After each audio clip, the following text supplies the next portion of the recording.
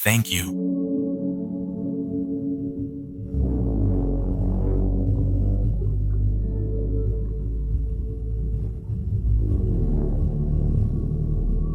Former and current sailors, sightings in different oceans, and amazing stories about mythological beings, half fish, half human. Now, for many, mermaids are real beings, although at first they were depicted as hybrids of woman and bird, with which the Egyptians symbolized Abba. Later, the church turned them into symbols of voluptuousness and associated their songs with the allure of false doctrines. But it was in the 9th century when they were depicted as beings with fish-like forms. However, there are still many species of animals and plants unknown to man, and the same is true for human beings. The legendary mermaids are, among them, one of the most enigmatic.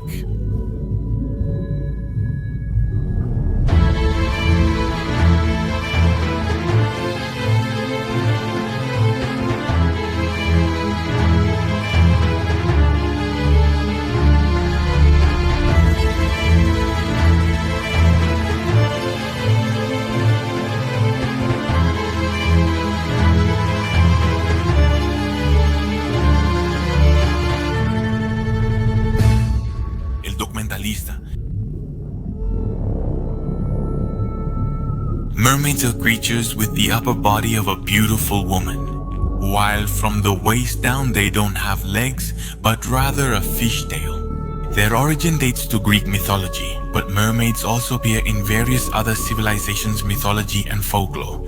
Despite originating in mythology, over time mermaids entered the realm of folklore, legends, and popular beliefs. Thus, throughout the centuries there have been many sightings of supposed mermaids, which have decreased in frequency over time, with the advancement of scientific knowledge and the decline of superstition. However, even in our era there have still been sightings.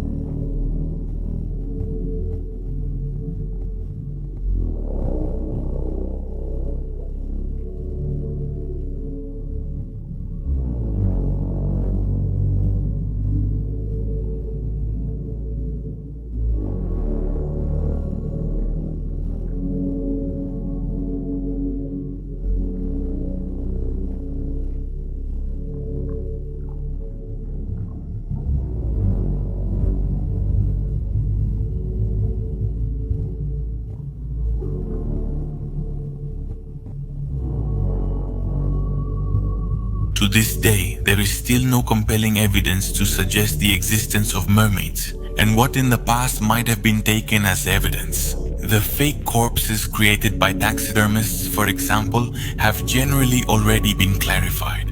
But despite everything, a small spark of doubt remains, to the point that some have made the scientific speculation that mermaids could be a missing link in evolution.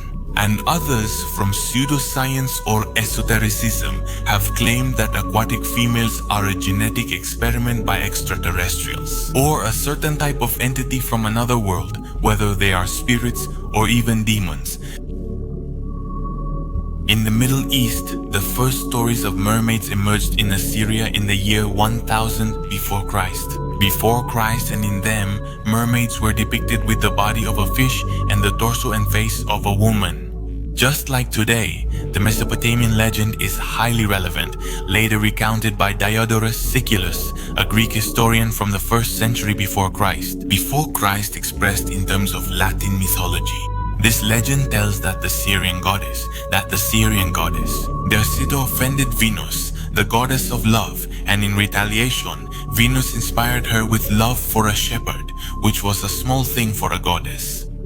So, Derceto and the shepherd ended up having Semiramis, a girl who would become the queen of Babylon. At the same time, Venus made Derceto's love for the shepherd end abruptly when her daughter was born. Faced with that, Derceto was filled with anger and bitterness, abandoned Semiramis and had the shepherd killed. And finally, in the midst of her despair, she threw herself into the water to end her life and thus free herself from suffering. However, the gods did not want Derceto to die, they wanted to see her suffer, and for that, Derceto needed to be kept alive. It was for that reason that when Derceto threw herself into the water, the gods transformed her into a mermaid. Looking into the essence of the legend presented, we find that Derceto is the equivalent of Atargatis, a Syrian goddess who ruled over the seas and to whom fish were consecrated, and she was worshipped in temples filled with large ponds. In Ireland, there is talk of the Merrows, a species whose female is the equivalent of a mermaid, except that she has webs on her hands. They are always hostile to humans and have magical garments that allow them to cross any part of the sea, no matter how wild the ocean currents are. According to folklore, inspired by mythology, a man can take the magical garment from a Merrow, thus making her marry him and give him part of her wealth. It is believed that Merrows obtain treasures from shipwrecks. However, if the Merrow finds the garment hidden by her husband, she will feel the call of the sea, and she will leave her family if she has one. In Scottish mythology, there is Sayax, the Maiden of the Waves, a special mermaid whose lower half is that of a salmon. It is said that if she is captured, she can grant 3 wishes in exchange for her release. However, if a man falls in love with her, she drags him to the depths of the sea. Similar to the Merrow, Scottish folklore tells of Selkies, sea fairies that appear as seals in water and on land. She sheds her seal skin and takes the form of a woman. Again here, a man can marry a Selkie if he finds her seal skin and hides it, but he will be abandoned if the Selkie finds her skin. The children will have webs between their toes or fingers. Many stories from Chinese mythology speak of mermaids as marvelous, skillful, and versatile beings, as a species whose tears turn into pearls and whose hands can weave a fine, beautiful, and transparent material. Thanks to that, it is believed that many fishermen tried to capture them, but they never could because the singing of the mermaids prevented it. The case of the taxidermists plays a very important role when it comes to dismissing supposed evidence about mermaids. In fact, it is known that for several centuries there have been taxidermists who, in order to get money, entertainment, or both, carefully created fake mermaid corpses by joining together the remains of different creatures. That's why it's understandable that in times when genetic knowledge was non-existent, people actually thought they were looking at the corpses of a mysterious species that hid its presence from the eyes of dangerous human beings. A magnificent example is the Buxton Mermaid, a very convincing looking corpse which since its discovery in the 19th century was carefully preserved as if it were the corpse of an extraterrestrial. However, when a group of scientists from the University of Lincoln conducted the DNA analysis, the hope that it was a mermaid was completely shattered since its different parts had the DNA of various species used for food, all species known to science. They even used human hair to give the fake mermaid a head of hair. Although the Buxton Mermaid is the clearest and most well-known case of a fake, there is its male counterpart, presumably made by the same taxidermist, and many other similar cases. The missing link? That's the story of the aquatic ape, and it suggests that while some primates adapted to life on land, another group split off and adapted to life in the sea. They altered their form and became mermaids. Along these lines, the famous and controversial Animal Planet documentary Mermaids, The Body Found emerged.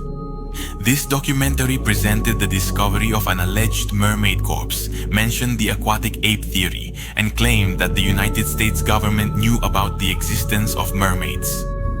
It also talked about cases of fishing communities where dolphins helped humans to fish, knowing that they would be released and rewarded after getting caught in the nets. This situation is important because, according to the documentary, it shows a kind of species memory produced by the dolphin's recollection from a time when mermaids, so similar to human women, were abundant and collaborated with dolphins. The documentary was also well received by the public, boosting its fame and prompting a quick response from official organizations. So the National Oceanic and Atmospheric Administration stated in a press release that to date, no evidence has been found, any that mermaids ever existed. Extraterrestrial intervention. This eccentric theory says that mermaids do exist and that they are the result of a genetic experiment by extraterrestrials. Whether mixed with our DNA, with theirs, or with marine species, it's a theory with little or no chance of being true. Certainly, it's very imaginative and would seem impossible to prove, although it leaves plenty of room for speculation.